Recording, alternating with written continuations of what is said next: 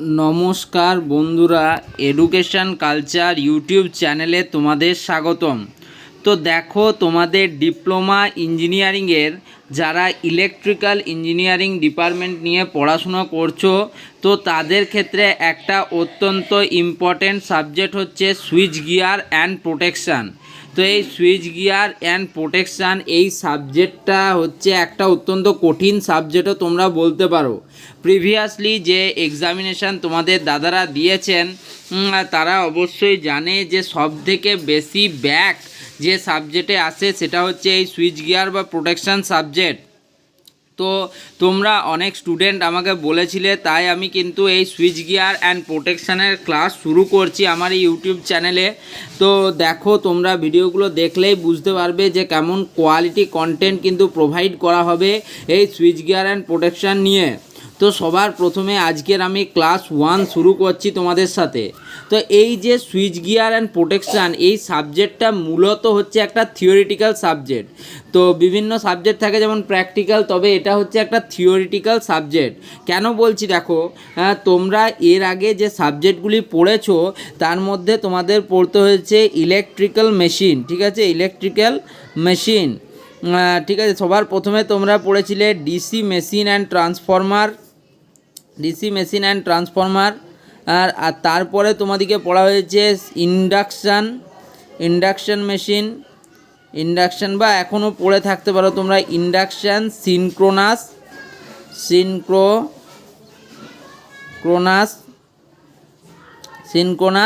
And special electrical machine কিন্তু তোমরা পড়েছো, স্পেশাল মেশিন। তো তোমরা ডেফিনেটলি এগুলো সব পড়ে নিয়েছো, ফলে এর পরে তোমাদের কিন্তু সুইচ গিয়ার অ্যান্ড প্রোটেকশান এই সাবজেক্টটা মেন ইম্পর্টেন্ট। তো এটা আমাদেরকে কি করতে হবে বলো তো, তোমাদেরকে আগেই বলছি যে সুইচ গিয়ার অ্যান্ড প্রোটেকশান যে সাবজেক্টটা রয়েছে সেটার অ্যাকর্ডিং টু সিলেবাস তোমাদেরকে পড়তে হবে। অর্থাৎ তোমাদের স্টাডিটা যেটা হবে সেটা হবে সিলেক্টেড স্টাডি, অর্থাৎ তোমাদের অ্যাকর্ডিং টু সিলেবাস এবং সিলেক্টেড স্টাডি করতে হবে। এমন নয় যে যে কোনো জায়গা থেকে পড়ছি, তোমাদের সিলেবাস পরপর যেরকম রয়েছে সেরকম পড়তে হবে। তো দেখো এখানে আমি কি বলছি, তো তোমরা জানো সবথেকে মেন যদি সিস্টেম থাকে সেটা হচ্ছে ইলেকট্রিক্যাল পাওয়ার সিস্টেম। তো ইলেকট্রিক্যালে আমাদের পাওয়ার সিস্টেম থাকে, ইলেকট্রিক্যাল পাওয়ার সিস্টেম। তো সেই ইলেকট্রিক্যাল পাওয়ার সিস্টেমে কি হয়, ফল্ট তৈরি হয়। তো তোমরা জানো ইলেকট্রিক্যাল পাওয়ার সিস্টেমে অনেক রকম ফল্ট আসে। ধরো তোমার বিদ্যুতের জন্য ফল্ট এলো, তারপর হচ্ছে তোমার শর্ট সার্কিট ফল্ট এলো। তো বিভিন্ন ধরনের ফল্ট আসে, পাওয়ার সিস্টেমের মধ্যে ফল্ট আসে। যদি ফল্ট আসে তাহলে তার যে তোমার ফল্টের যে কারেন্ট, সেই ফল্ট কারেন্টটা কিন্তু ইনক্রিজ করবে। তাহলে কি হবে, তার ফলে ফল্ট কারেন্ট ইনক্রিজ করবে। আর যদি ফল্ট কারেন্ট ইনক্রিজ করে তাহলে ইকুইপমেন্ট যেগুলো থাকবে সেগুলো কিন্তু ড্যামেজ হওয়ার চান্স থাকে। তো ধরো তোমার কাছে একটা বাল্ব রয়েছে যেটা হচ্ছে তোমার 220 ভোল্ট এবং 50 হার্জ ফ্রিকোয়েন্সিতে চলে, ঠিক আছে। এবার হঠাৎ করে এমন একটা তোমার বাড়িতে শর্ট সার্কিট হয়েছে যার জন্য এই 200 ভোল্টটা কী হলো 500 ভোল্ট কিন্তু আসছে, এবং এই 50 হার্জটাও কিন্তু তোমার 60 হার্জ হয়ে গেছে, ফ্রিকোয়েন্সিটা চেঞ্জ হয়ে গেছে বাড়ির জন্য। তাহলে কি হবে, তোমার ইকুইপমেন্টটা খারাপ হয়ে যাবে, অর্থাৎ তোমার ইকুইপমেন্টটা ড্যামেজ হয়ে যাবে। একইভাবে আমাদের পাওয়ার সিস্টেমে ফল্ট আসে, ফল্ট আসার ফলে ফল্ট কারেন্ট ইনক্রিজ করে।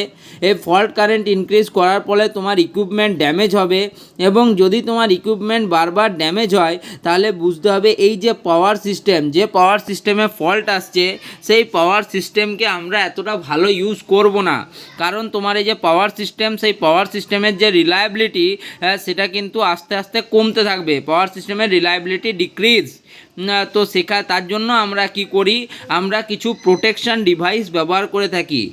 মূলত switch gear R required for protection, এই সুইচ গিয়ার আমরা ব্যবহার করি প্রোটেকশান পারপাসের জন্য, বুঝতে পারলে। তার মানে কি হলো, পাওয়ার সিস্টেম রয়েছে তোমার, সেই পাওয়ার সিস্টেমে ফল্ট আসবে, ফল্ট আসার ফলে ফল্ট কারেন্ট ইনক্রিজ করবে, তার ফলে ইকুইপমেন্ট ড্যামেজ হবে, পাওয়ার সিস্টেমের রিলায়েবিলিটি কমবে। তাই আমরা এই পাওয়ার সিস্টেমকে প্রোটেকশানের জন্য কিন্তু আমরা সুইচ গিয়ার ব্যবহার করে থাকি। তার মানে তোমার যাতে এই 200 ভোল্টটা 550 ভোল্ট না আসে তার জন্য আমরা এখানে একটা সুইচ গিয়ার ডিভাইস লাগাবো, ঠিক আছে, সুইচ গিয়ার ডিভাইস লাগাবো। তো তার মানে কি বলছে যে সুইচ গিয়ার যে লাগাবো, তো সেই সুইচ গিয়ারের কিছু তো ফিচার থাকতে হবে, যার জন্য আমরা সুইচ গিয়ার ডিভাইস ব্যবহার করব। তো সুইচ গিয়ার ডিভাইসের মেনলি 4টে ফিচার থাকা ইম্পর্টেন্ট, মানে থাকতেই হবে। এই ফিচারগুলো না থাকলে সুইচ গিয়ার কিন্তু আমাদের ব্যবহার করা যাবে না। তার প্রথমেই হয়েছে দেখো সার্টেন ডিসক্রিমিনেশন। তুমি যে সুইচ গিয়ার যন্ত্রটা ব্যবহার করছো, ধরো তুমি একটা এমসিবি ব্যবহার করছো সুইচ গিয়ারের জন্য, তাহলে এই এমসিবি বক্সকে বুঝতে হবে বা এমসিবিকে বুঝতে হবে miniature circuit breaker, full form হচ্ছে মিনিয়েচার সার্কিট ব্রেকার। তো এই এমসিবিকে বুঝতে হবে এই যে পাওয়ার সিস্টেমে যে ফল্টটা অ্যারাইজ করেছে, এটাকে আমি ফল্ট বলে চিহ্নিত করছি। তো এই ফল্টটা তার ট্রানজিয়েন্ট স্টেটের জন্য হয়েছে, ট্রানজিয়েন্ট বা তাৎক্ষণিক, যে তাৎক্ষণিক হয়েছে, না এইটা হচ্ছে তোমার ফল্টি স্টেট, এটা ফল্টি স্টেট, ফল্ট স্টেট, না হচ্ছে তোমার ট্রানজিয়েন্ট স্টেট, এটা কিন্তু তোমার দেখতে হবে কাকে, সুইচ গিয়ার যে ডিভাইসটাকে। তো সেই রকমই হচ্ছে সার্টেন ডিসক্রিমিনেশান, যাতে তোমার সুইচ গিয়ার ডিভাইসটা ডিসক্রিমিনেট করতে পারে যে এই যে অবস্থাটা তৈরি হয়েছে সেটা ফল্টি স্টেটের জন্য হয়েছে না ট্রানজিয়েন্ট স্টেটের জন্য হয়েছে। এবারে 2 নম্বরে রয়েছে দেখো কুইক অপারেশান। তো তোমার যে অপারেশনটা হবে সুইচ গিয়ারটা যেন খুব তাড়াতাড়ি কাজ করে, মানে খুব কুইক যেন তার অপারেশন বা কার্যপ্রণালী হয়ে থাকে। মূলত দেখো 1 to 2 সাইকেলের মধ্যে তোমার যদি যেন ফল্টটা রিমুভ হয়ে যায়, অর্থাৎ তোমরা জানো যে এসি কারেন্ট মেনলি ফ্লো করে। তো এসি কারেন্টের ভোল্টেজ কিন্তু তোমার যদি কার্ভ দেখো তাহলে সাইন কার্ভ এরকম হয়। একবার কি হয়, এসি ভোল্টেজ 0 থাকে, তারপর 0 থেকে উঠতে উঠতে একদম positive maximum plus positive maximum হয় ভিই ম্যাক্স, আমি লিখছি বা ভি ম্যাক্স, ঠিক আছে। তারপরে আবার 0 হয় অ্যান্ড দেন কিন্তু তোমার নেগেটিভ ম্যাক্সিমাম হয় মাইনাস ভিই ম্যাক্স, ঠিক আছে, আবার কিন্তু সেটা 0 হয়। তাহলে কি হচ্ছে যে একটা সাইকেলের মধ্যে, একটা এসি পুরো সাইকেলের মধ্যে তোমার একবার ভোল্টেজ পজিটিভে হাইয়েস্ট লেভেল যাবে আর আরেকবার যাবে তোমার নেগেটিভে হাইয়েস্ট লেভেল। তো সেইটাকেই বলা হচ্ছে যে যাতে কুইকলি এরকম একটা থেকে দুটো সাইকেল আসার মধ্যেই যেন তোমার সুইচ গিয়ারটা কিন্তু ভালো করে কাজ করে যায়। কারণ তার থেকে বেশি হলে কিন্তু যত বেশি হবে সাইকেল চলবে, মানে সাইকেল তৈরি হবে, তত কিন্তু তোমার ইকুইপমেন্টটা ড্যামেজ হওয়ার চান্স তত বাড়বে। তারপর 3 নম্বর হচ্ছে দেখো provide manual and automatic control. শুধুমাত্র দেখো অনেক সময় কি হয়ে যায়, ম্যানুয়ালি কোনো যন্ত্র লাগিয়ে রেখেছি আমরা, কিন্তু সেটা কি হয়ে যায় যে ম্যানুয়ালি কন্ট্রোল করার সময়ের মধ্যে থাকে না, ততক্ষণের মধ্যে কিন্তু প্রচুর পরিমাণ এক্সেস শর্ট সার্কিট কারেন্ট এখান দিয়ে ফ্লো করে যাবে। তাহলে কি হয়ে যাবে, আমার সার্কিটটা ড্যামেজ হয়ে যাবে। তাই ম্যানুয়াল কন্ট্রোল যেমন থাকতে হবে তার সাথে যেন অটোমেটিক কন্ট্রোলও থাকে। যে ধরো আমার একটা তার রয়েছে, ঠিক আছে, এই তারের মধ্যে দিয়ে আমার 2 অ্যাম্পিয়ার কারেন্ট যাওয়ার কথা। তো যখনই আমি এমন ইনস্ট্রাকশন দিয়ে রাখবো আমার সুইচ গিয়ার এই ইকুইপমেন্টকে, তো যে কোনো ইকুইপমেন্ট আমি ধরে নিচ্ছি, আমি ধরছি সুইচ গিয়ার ইকুইপমেন্ট এসি, তো সুইচ গিয়ার ইকুইপমেন্ট যদি থাকে তাহলে তাকে আমাকে আগে থেকে ইনস্ট্রাকশন দেওয়া থাকতে হবে যে 2 থেকে যদি 2.1 অ্যাম্পিয়ার বা তার বেশি যদি কারেন্ট আসে আমার এখানে, তাহলে বুঝতে হবে যে আমার কিন্তু শর্ট সার্কিট কারেন্ট প্রবেশ করছে, অর্থাৎ আমার পাওয়ার সার্কিটে কিছু প্রবলেম হচ্ছে তোমার পাওয়ার সিস্টেমে। তাহলে সেক্ষেত্রে কিন্তু এটা ওপেন হয়ে যেতে হবে, মানে অর্থাৎ তোমার যাতে আর কারেন্ট ফ্লো না করে এরকম অবস্থা তাকে তৈরি করতে হবে। তো এটাই বলা হয়েছে যে provide manual and automatic control, ম্যানুয়ালও কন্ট্রোল থাকতে হবে, অটোমেটিক কন্ট্রোলও থাকতে হবে। আর 4 নম্বর হচ্ছে রিলায়েবিলিটি। দেখো তোমার বিশ্বাসযোগ্যতা থাকতে হবে। তুমি এমন পাওয়ার সিস্টেম আনলে যার এফিসিয়েন্সি 5%, ঠিক আছে, মানে যদি ফল্ট আসে তাহলে 5%ই সে রিমুভ করতে পারবে। আর ধরো তোমার কাছে এমন একটা ইকুইপমেন্ট রয়েছে যার হচ্ছে তোমার রিলায়েবিলিটি 85%, তাহলে 85% ভালো কাজ করতে পারবে। সেক্ষেত্রে আমি বলবো যে 85%টাই তো তুমি ইউজ করবে নাকি, না 5%-এ করবে, অবশ্যই 85%-এ করবে, এফিসিয়েন্সি যার বেশি। তাই বলছি যে পাওয়ার সিস্টেমের জন্য যে আমি প্রোটেকশন ডিভাইস হিসেবে সুইচ গিয়ারটা ব্যবহার করব সেটা অবশ্যই রিলায়েবল হতে হবে। এরপর হচ্ছে দেখো পাওয়ার সিস্টেম প্রোটেকশান। তো এই যে পাওয়ার সিস্টেমের জন্য প্রোটেকশান হিসেবে আমরা সুইচ গিয়ার এই ডিভাইস যে ইউজ করছি, এই সুইচ গিয়ার ডিভাইসের মধ্যে মেনলি আমরা দুটো জিনিস ব্যবহার করে থাকি। একটাকে লেখা রয়েছে দেখো সিবি, তো সিবির পুরো ফর্ম হলো সার্কিট ব্রেকার, ঠিক আছে, সার্কিট ব্রেকার। তো সার্কিট ব্রেকার আমরা ব্যবহার করি। আর আরেকটা হচ্ছে রিলে, ঠিক আছে, তোমরা এই নামগুলো প্রথম শুনছো আশা করছি, কিন্তু জাস্ট তোমরা যত এই সুইচ গিয়ার প্রোটেকশানে আগে যাবে, আগে যত তোমাদের পড়াবো তত কিন্তু এই জিনিসগুলো টার্মগুলো তোমাদের কাছে ক্লিয়ার হবে। তো সিবি মানে হচ্ছে সার্কিট ব্রেকার আর রিলে, কিন্তু ইউজ করা হয় পাওয়ার সিস্টেমের প্রোটেকশানের জন্য। তো সবার প্রথমে ধরো এটা একটা পাওয়ার সিস্টেমের লাইন এসছে, তো সবার প্রথমে আমরা সিটি এবং পিটি ব্যবহার করি। তো তোমরা অনেকেই হয়তো সিটি পিটি কি জানো না। তো সিটি মানে হচ্ছে কারেন্ট ট্রান্সফরমার, আর পিটি মানে হচ্ছে পোটেনশিয়াল ট্রান্সফরমার। মেনলি এগুলো হচ্ছে সেন্সিং ডিভাইস হিসেবে কাজ করে, যে কারেন্ট ট্রান্সফরমার কারেন্টকে সেন্স করে এবং পোটেনশিয়াল ট্রান্সফরমার ভোল্টেজকে সেন্স করে। যদি তোমার ভোল্টেজ বা কারেন্টের ভ্যালু আপ ডাউন হয়, অর্থাৎ অনেকটা বেড়ে যায় বা কমে যায়, সেটা কিন্তু তোমার এই কারেন্ট ট্রান্সফরমার এবং পোটেনশিয়াল ট্রান্সফরমারই দেখে থাকে। তো এরা কি করে, এরা তার পরবর্তীকালে তাদের যে নির্দেশ, অর্থাৎ সিটি এবং পিটির, অর্থাৎ কারেন্ট ট্রান্সফরমার এবং পোটেনশিয়াল ট্রান্সফরমারের নির্দেশ তারা রিলেকে দেয়। তো রিলে মেনলি এখানে কি কাজ করে, রিলে কিন্তু তোমার ভেবে নেয়, বুঝতে পারে যে এটা ট্রানজিয়েন্ট স্টেট, যে মুহূর্তের মধ্যে এটা শেষ হয়ে যাবে, না এটা একটা ফল্টি স্টেট, সেটা কিন্তু নির্ধারণ করে রিলে। তো সেই হিসেবে এই যে রিলে যে তোমার থাকছে, সেই রিলেটা তোমার ফল্ট সেন্স করে বললাম, এবং তার সাথে acts as a brain for circuit breaker. Circuit ব্রেকারের জন্য এটা ব্রেন হিসেবে কাজ করে, সার্কিট ব্রেকারের ব্রেন হিসেবে কাজ করে তোমার রিলেটা। ওকে, আর এরপরে রিলেটাই তোমার সার্কিট ব্রেকারকে ইনস্ট্রাকশন দেয়, মানে তোমার সিটিপিটি বলে দেয়, সেন্স করে, সেন্সিং এলিমেন্ট হিসেবে ব্যবহার করা হয়। তারা কিন্তু রিলেকে তাদের রেসপন্স পাঠায়। রিলে কি করে, রিলে নির্ধারণ করে যে এটা ফল্টি স্টেট না তোমার ট্রানজিয়েন্ট স্টেট। যদি ট্রানজিয়েন্ট স্টেট হয়ে যায় তাহলে তার আরেক রকম কার্যপ্রণালী হয়, আর যদি ফল্টি স্টেট হয় সেক্ষেত্রে সে কিন্তু সার্কিট ব্রেকারকে ইনফর্ম করে। আর সার্কিট ব্রেকার কি করে, সার্কিট ব্রেকারটা তখন যদি দেখে যে রিলে বলেছে এটা ফল্টি স্টেট, দেন সিস্টেমটাকে ট্রিপ করে দেয়, তার কাছে যে সিস্টেমটা রয়েছে সেটাকে ট্রিপ বা ক্লোজ করে দেয়, এবং এই সার্কিটটা হয়ে যায় ওপেন সার্কিট। ওকে, তার মানে পুরো বিষয়টা তোমরা বুঝতে পারলে।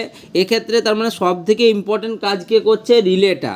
রিলে কি কাজ করছে, সিটিপিটি অর্থাৎ কারেন্ট ট্রান্সফরমার এবং পোটেনশিয়াল ট্রান্সফরমার থেকে পাওয়া যে সেন্সটা, সেটাকে রিলে ইউজ করছে, এবং রিলে ইউজ করে যদি দেখছে যে এটা ফল্টি স্টেট, তখন সেটা কিন্তু সার্কিট ব্রেকারকে বলছে, সার্কিট ব্রেকার সিস্টেমটাকে ট্রিপ করে দিচ্ছে এবং সার্কিটটা ওপেন সার্কিট হয়ে যাচ্ছে।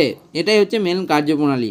তো এখানে এই প্রশ্নটা পরীক্ষায় বহুবার করেছে যে সার্কিট ব্রেকার কি হিসেবে কাজ করে। তো circuit breaker acts as a brain, ঠিক আছে, সার্কিট ব্রেকারের তোমার রিলে কি হিসেবে কাজ করে, তো relay acts as a brain for circuit breaker, circuit ব্রেকারের ব্রেন হিসেবে কাজ করে তোমার রিলে। ওকে, এরপরে আমরা হালকা আজকে কিন্তু তোমার ফিউজের ব্যাপারে একটু পড়ে নিই। তো তোমরা জানো ফিউজের ব্যাপারে, তাও আমি একটু তোমাদেরকে বলে দিই কেন, কারণ এটা ভেরি ভেরি ইম্পর্টেন্ট। তো ফিউজ থেকে তোমাদের পরীক্ষায় প্রশ্ন আসবে, ইন্টারনালে অলরেডি আশা করছি যে প্রশ্ন চলেও এসেছে।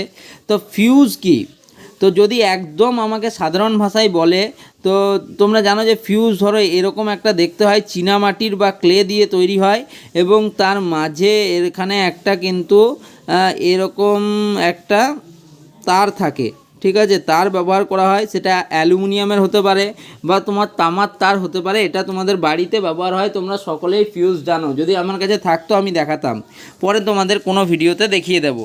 এবার দেখো ফিউজ, তো ফিউজ হচ্ছে a small piece of wire, কিছুই না।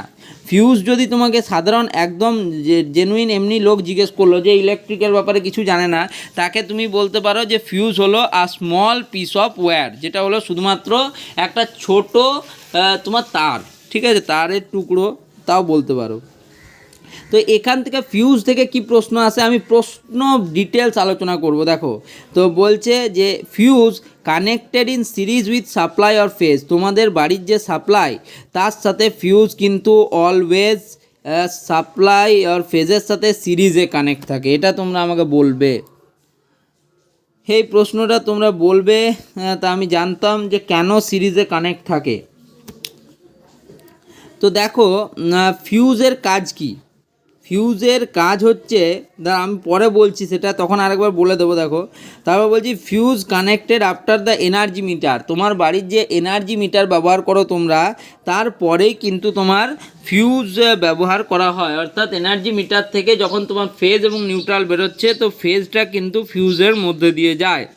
যদি তোমরা এসির ক্ষেত্রে ফিউজ ব্যবহার করো, তাহলে সিঙ্গেল ফেজের জন্য তুমি কিন্তু একটা ফিউজই ব্যবহার করো। তোমার বাড়িতে দেখবে একটা মেন ফিউজ, বড় ফিউজ কিন্তু রয়েছে। আর যদি তুমি ডিসি ইউজ করো, তাহলে তোমার দুটো কিন্তু ফিউজ লাগবে। ওকে, তাহলে কি হচ্ছে, ডিউরিং ফল্ট, যখন ফল্ট আসে, তো এটা হলো আমার পাওয়ার সার্কিট।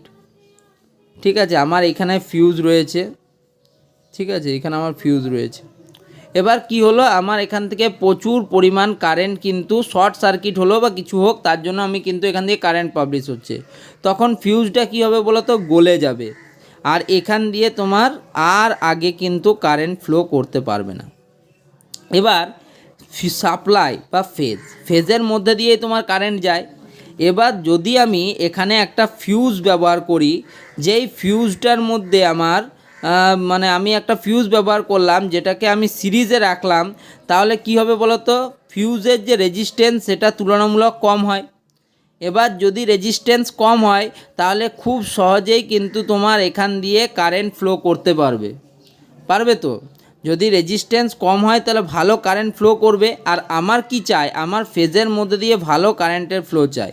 বাট যদি আমি এটাকেই তোমার ধরো তোমার প্যারালালে কানেক্ট করে দিলাম, সিরিজের বদলে প্যারালালে কানেক্ট করে দিলাম, তো কি হবে, তখন R1 R2 by R1 plus R2 এই রুল ফলো হবে না। তো সেক্ষেত্রে কি হবে, পাওয়ার সার্কিটের রেজিস্ট্যান্স বেড়ে যাবে। আর পাওয়ার সার্কিটের রেজিস্ট্যান্স বেড়ে গেলে কারেন্ট খুব কম পরিমাণ ফ্লো করবে। তাই বলছি তোমাদিকে যে সেটা কিন্তু সাপ্লাই ফিউজের সাথে কি থাকে, সাপ্লাই আর ফেজের সাথে সিরিজে কানেক্ট থাকে ফিউজ। এবার দেখো, যখন ফল্ট হয় কি ব্যাপারটা হয়, এটা ধরো আমার কাছে একটা ফিউজ রয়েছে, ঠিক আছে, ওকে, এটা একটা ফিউজ রয়েছে ধরো। তো এরকম থাকে, তোমরা জানো যে এরকম একটা ফিউজ আমার কাছে রয়েছে। তো যখন ফল্ট হয়, ডিউরিং ফল্ট, তখন ফল্ট কারেন্ট ইনক্রিজ করে। আর ফল্ট কারেন্ট ইনক্রিজ করলে কি হবে, হিট ইনক্রিজ করবে।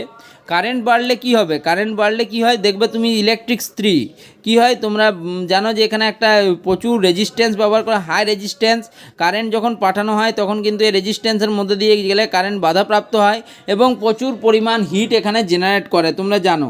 তাহলে এবার ধরো হিট ইনক্রিজ করবে। আর হিট যদি ইনক্রিজ করে, according to Joule's law, H is proportional to I square RT। তোমরা অবশ্যই জানো যে হিটের সাথে কি হয়, কারেন্ট প্রপোর্শনাল, মানে বর্গের সমানুপাতিক।